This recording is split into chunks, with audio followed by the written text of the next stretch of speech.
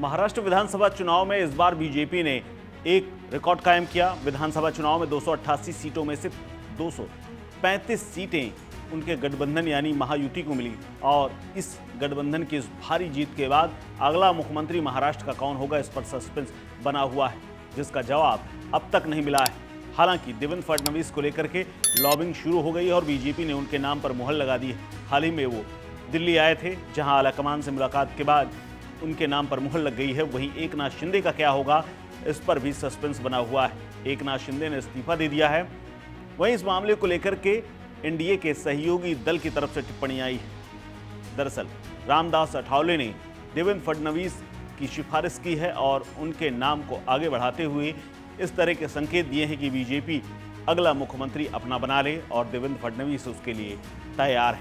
और इसी बीच में सबसे बड़ा बयान आया है इस चुनाव में हारे हुए पार्टी के सांसद संजय राउत का। दरअसल शिवसेना उद्धव ठाकरे के प्रवक्ता और सांसद संजय राउत ने एकनाथ शिंदे और अजीत पवार की पार्टियों पर निशाना साधा है। दरअसल पत्रकारों ने उनसे जब सवाल किया कि महाराष्ट्र का अगला मुख्यमंत्री कौन होगा, तो उन्होंने कहा कि मुझे लगता है कि जिस तरह से बीजेपी की सीटें आई हैं वो मुख्यमंत्री का पद हथिया लेंगे।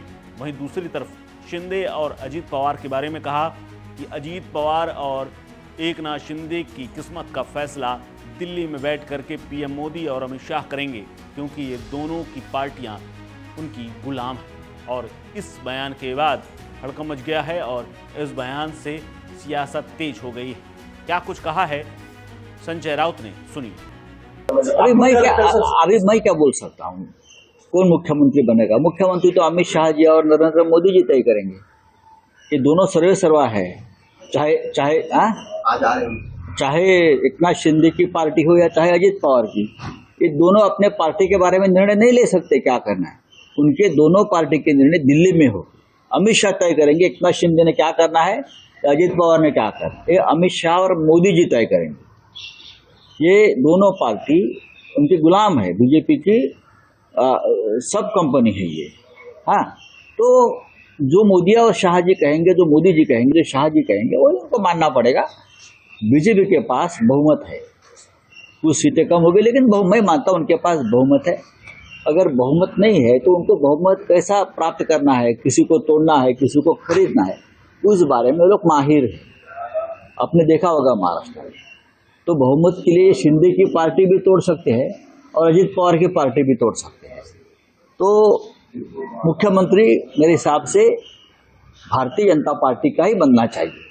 सर, आरएसएस की भी एक लोग आरएसएस बोल रहे हैं, आरएसएस का मुख्यमंत्री बनेगा, बीजेपी का गुजरात का मुख्यमंत्री बनेगा। किसकी लड़ाई आपको लगती है? कहीं ना कहीं मुख्यमंत्री का जो चेहरा, मुझे लगता है कि जो आंकड़ा बीजेपी के पास है और नैतिकता के आधार पर अगर हम देखें तो देवेंद्र फडणवीस मुख्यमंत्री बनेंगे, ऐसा मुझे लगता है। आपको बता दें कि आज एकनाथ शिंदे ने अपने कार्यकाल पूरे होने की वजह से इस्तीफा दे दिया। वहीं अब कार्यकारी के तौर पर वो कामकाज देखते रहेंगे। इसके अलावा उनके साथ दोनों डिप्टी सीएम ने भी इस्तीफा दे दिया है।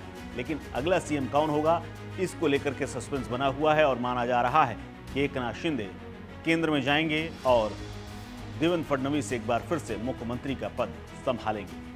इस खबर में फिलहाल इतना ही। अपडेट्स के लिए बने रहिए वन इंडिया हिंदी के साथ। नमस्कार।